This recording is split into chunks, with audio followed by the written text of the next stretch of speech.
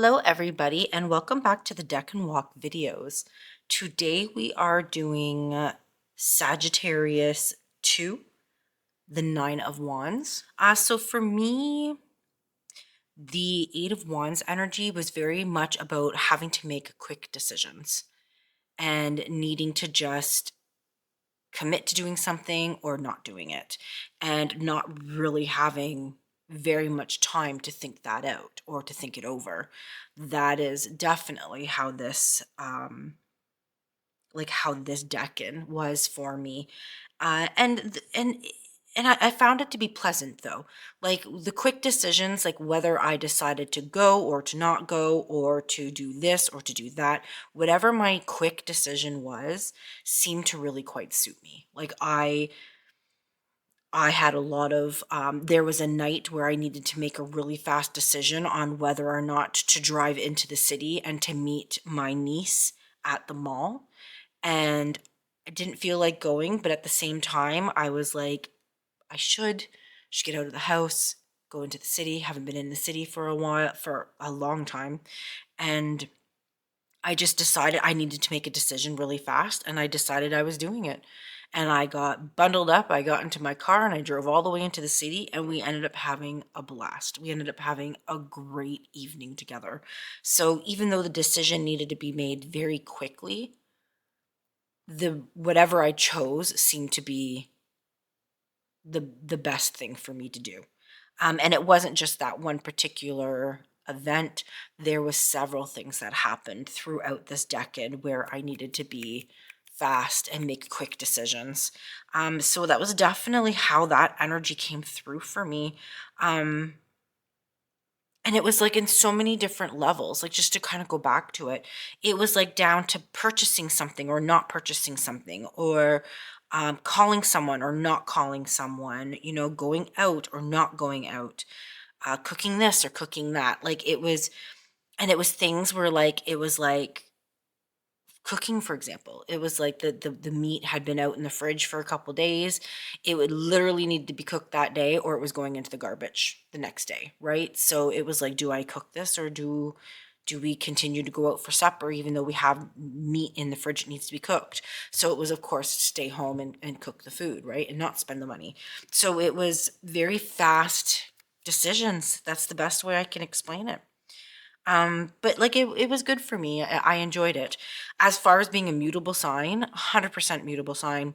Like it's already snowed beautiful here this morning. It was the first significant snowfall.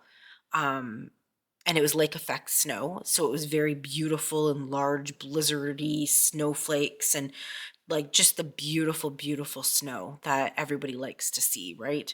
Nothing heavy, nothing dangerous, just very beautiful and light and fluffy and big soft flakes. Like, so it was very beautiful.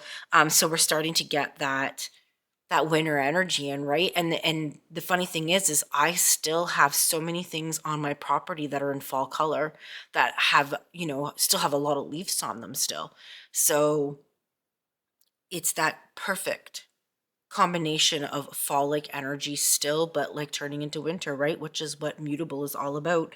So it definitely, encompasses that energy.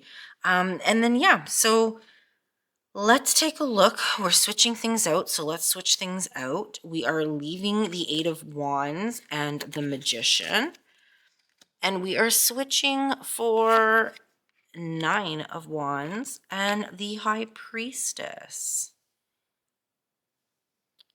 All right, and I always do the Hermetic Tarot, so this has already been done for us. I'm very like trying to keep things nice and organized is not happening today for me. I'm like a bull in a china shop today, guys. And our planetary energy is the moon. Yes, yes. So that is what we're looking at. I already know how the Nine of Wands is coming in for me. I have a specialist appointment during this decan. So it is personal. I can't get into it, but I feel like the character on this card. Let's just put it that way. And so, yeah, like I can see how this is already going to come together for me. These cards over here, these little extra energies are staying the same. This is our last Decan with them. Our next Decan, we'll be switching out a bunch of these. But yeah, so this is it. This is the energy that's in for this Decan. So let's get in here. Let's read about it. Let's check out Susan's book. And then we'll read about the Hermetic Tarot and the moon energy. See, I told you guys.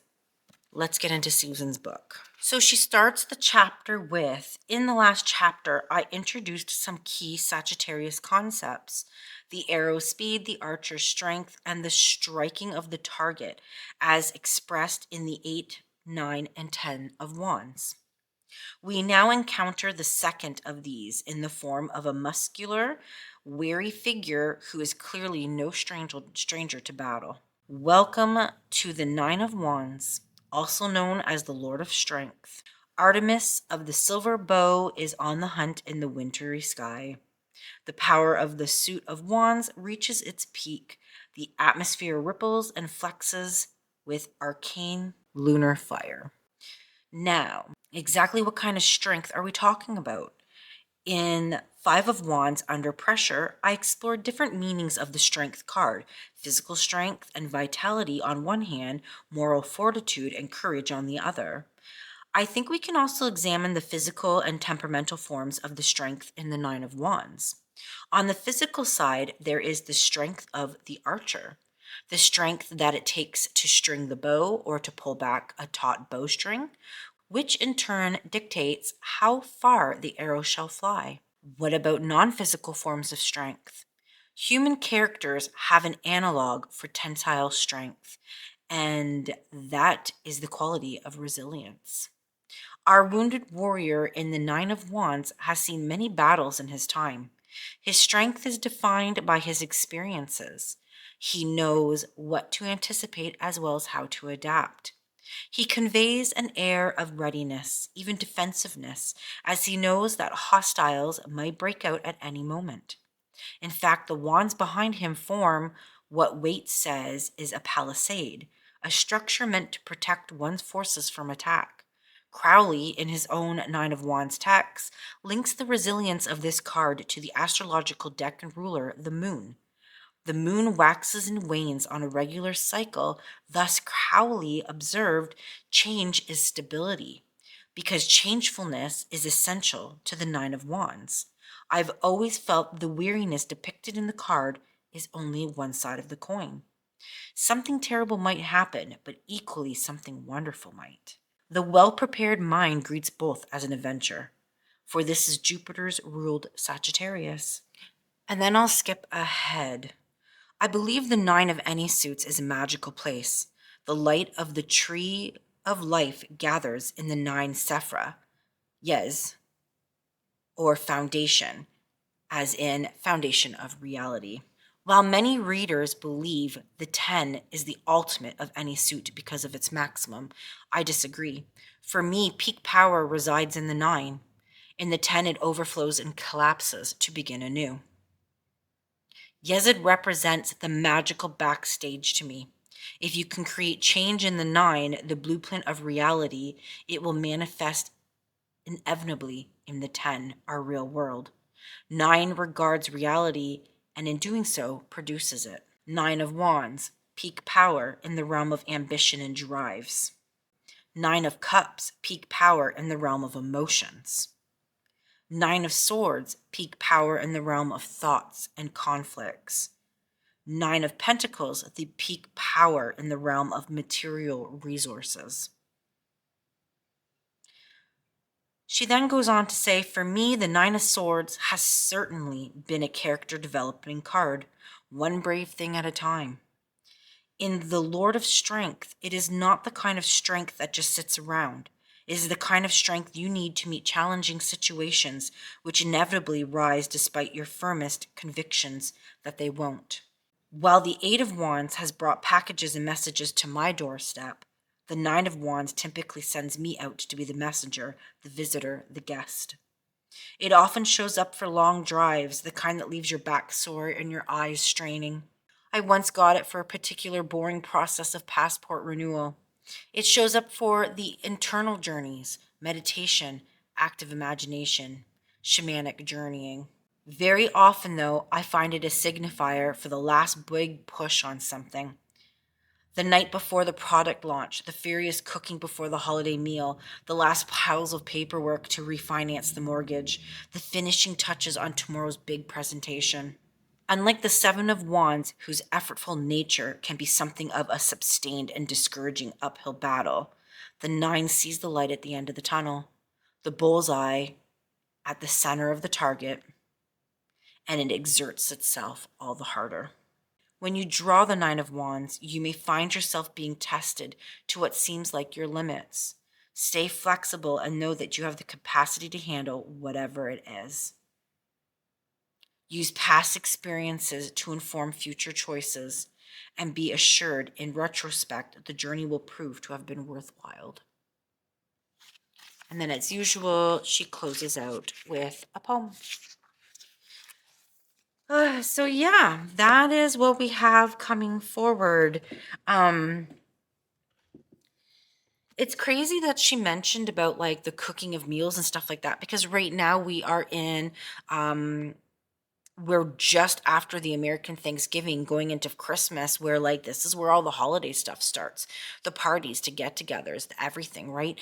I feel like December, like from the American holiday until the new year, that whole month and a half is full of parties and events and dinners and gatherings and all kinds of stuff, right? So I feel like very much it's like that final push through the holidays to get through the holidays, to get it going, right? To get everything accomplished and done. So it's very interesting that this is the card during this time of the year. Yeah, so I don't know. Like I said, I know what this is probably already coming forward for me, but I can't share too much because it is a very personal, private situation. Perhaps the next video I'll be able to go in a little bit deeper with it, but for right now, I can't say much. But let's get in and let's read these cards. I'm going to check out the moon. Let's start with the moon. I'm sure we've seen the moon in the past and have read about it, but we'll do it again. The moon is intuitive, reflective, soulful, and introspective. It connects to the subconscious and the unconscious psyche. Emotional security is a driving force. It is both nurturer and child. I think it's so cool how we have like the moon and the high priestess still like together in this. I feel like I don't know. I feel like they kind of moon in this aspect, not necessarily moon in the aspect of the, the Rider-Waite meaning, but moon as in the aspect that I just read about, that intuition and that reflective introspection of the subconscious. Like I feel like that is so much the realm of the high priestess, right? And obviously some of the RW's meaning of the moon, right? But like I don't know, there's something about these two cards next to each other that just really piques my interest. All right, we've already read about these, so I'm not going to go into those. And now let's get in and let's read about the Hermetic Tarot. And as usual, I've already read about Temperance on the last video, so I will not be reading about that one. But let's read about the High Priestess and the Nine of Wands. And like I said, we've already visited the High Priestess, but that was however long ago, so I will reread. So it's the High Priestess. The Priestess of the Silver Star is what the card says. The Priestess of the Silver Star. The moon appears above the seated priestly figure of Isis, the Eternal Virgin. She is adorned in the purest feminine light of the moon, the same light that serves as a veil to hide the moon, the same light that serves as a veil to hide the Eternal Spirit. The High Priestess holds upon her knee a book partially concealed by her mantle, which holds the truth behind the veil of feminine light. At her breast she holds a lyre, the law of Artemis, for she is also a huntress, and, like Diana, she hunts by enchantment. This card rules the path of the camel that runs from Kether to Tipathera on the Tree of Life. This same path runs between the two gigantic pillars besides the throne, upon which the High Priestess is majestically seated. The High Priestess controls the energy of life between the two pillars that are topped by spiraling pinnacles. At the bottom of the card are large spheres of her throne. Some researchers view the seated figure in this card as the illustrious and controversial Pope Joan, who allegedly reigned during the middle of the 19th century. I do remember reading that card. All right, so here she is. If I can get, there we go. Yes, yes.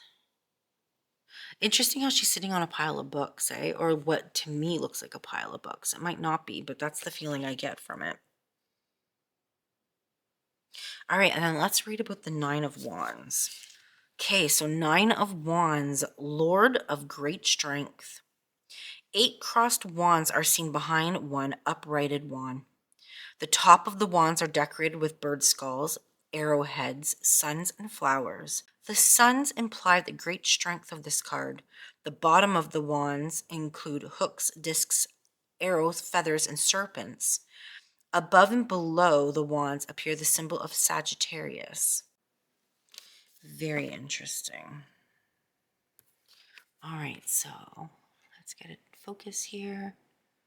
All right, so there we've got the suns, bird skulls, arrows, and then down here we've got hooks. The bottom, like feathers of the arrows. And all of that happening. And then we've got that fire happening in the center. A very interesting card. All right. And then, like I said, the Temperance, we already read about her in the previous video, if you want to roll back to that one, if you're curious. All right, and then over here, we're still with the King of Wands, the Page of Cups, and the Ace of Cups. That's still our personalities and overall attitudes that we'll be encountering during this decan, or ways of handling things, different stuff like that, right? But yeah, so that's kind of, that's what we got going on. This is what's happening. I don't know, like I said, I already know how this is coming through for me. So it'll be interesting to see how it's coming through for everybody else. This decan goes from December 1st to December 10th. So I will be seeing you guys for the next decan video, December 11th. And like I said, at that time, we'll be switching out one of these cards from the side here. But then shortly after that, we'll be doing 2 more. So it's going to be time to be changing up these soon. We're right on top of that. All right. Well, I'm hoping everybody has a great decan. I hope these cards have more of a positive aspect for you guys all out there in the tarot YouTube land. And I once again want to thank everybody who's still following along. And I hope you guys enjoy the beautiful season that is upon us. And I will see you guys for the next video.